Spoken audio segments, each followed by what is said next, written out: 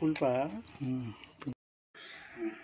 ఈరోజు మా ఉన్నతాధికారుల ఆదేశాల మేరకు మరి ఎస్పీ గారి ఆదేశాల మేరకు నేను మా సిబ్బంది తర్వాత ఎన్ఫోర్స్మెంట్ సిఏ గారు జగదీష్ సిఏ గారు ఈఎస్ టాస్క్ ఫోర్స్ సిఏ గారు రాజారావు గారు తర్వాత ఉక్కుపేట సిఏ గారు ఎస్ఐ గారు సన్యాసి నాయుడు గారు తర్వాత ఎస్ఐ గారు వాళ్ళ సిబ్బందితో కలిసి రాతులపుట్టు అనే గ్రామం ఉక్కుంపేట మండలంలో రాతులపుట్టు అనే గ్రామంలోని వంటసారి పనికి వచ్చేది బెల్లపు మూట 5,000 దవసం చేయడం అయింది.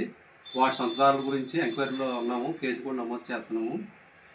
నవోదయం మా గవర్నమెంట్ నవోదయం ప్రోగ్రాం పెట్టింది. ప్రతి విలేజ్ కూడా సారా ఎక్కడ ఉన్నా సరే మాకు ఎక్సైజ్ డిపార్ట్మెంట్ తెలియజేస్తారని మేము కోరుచున్నాం.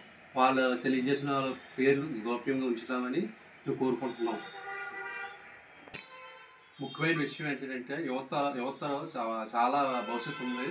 ఈ మత్తు పానీయాలకు గంజాయికి సారాయికి అలవాటు పడి చాలామంది జీవితాలు పాడు చేసుకుంటున్నారు. వాళ్ళు మానుకొని బోల్డంత భవిష్యత్తు ఉంది. వాళ్ళు జనజీవితంలో బాగా మారిపోయి విధంగా మారాలని మేము కోరుకుంటున్నాము. ఎక్కువగా మన ఏజెన్సీలు ఎక్కువగా నాటు సారాయికి గంజాయికి ఈ విధంగా చాలామంది బలైపోతున్నారు. దానివల్ల అనర్థాలు వస్తున్నాయి. మారాలని కోరుకుంటున్నాం. సార్ గతంలో కన్నా ఇప్పుడు ఏమైనా తగ్గిందంటారా?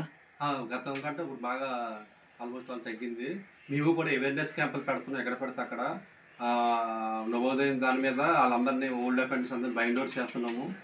నిన్న ఒడిశా బార్డర్లో కూడా Odisha excise Odisha police local police అంతా కలిపి మేము అక్కడ కూడా సారా డిస్ట్రాయ్ చేసాము. ఇది వంటసారా పనికి బెల్లపూట ఇవన్నీ కూడా దవసం చేసాము. ఇక మీదట కూడా దాడులు కంటిన్యూ చేస్తాము. ప్రతి గ్రామంలో కూడా నాటుసారా లేకుండా నవోదయ ప్రోగ్రాముకు కట్టుబడి ఉంటాము. ఏదన్నా ఉంటే మాకు ఎక్సైజ్ డిపార్ట్మెంట్ తెలియజేస్తే అంటే దాడులు కూడా చేస్తామని తెలుపుకుంటాం. ఈరోజు ఎంతమందిని అరెస్ట్ చేశారు సార్? ఈరోజు ఇంకా లేదు, అదే దాని మీద ఎంక్వైరీ చేస్తున్నాము. చేసి వాళ్ళని త్వరలో అరెస్ట్ చేస్తాం.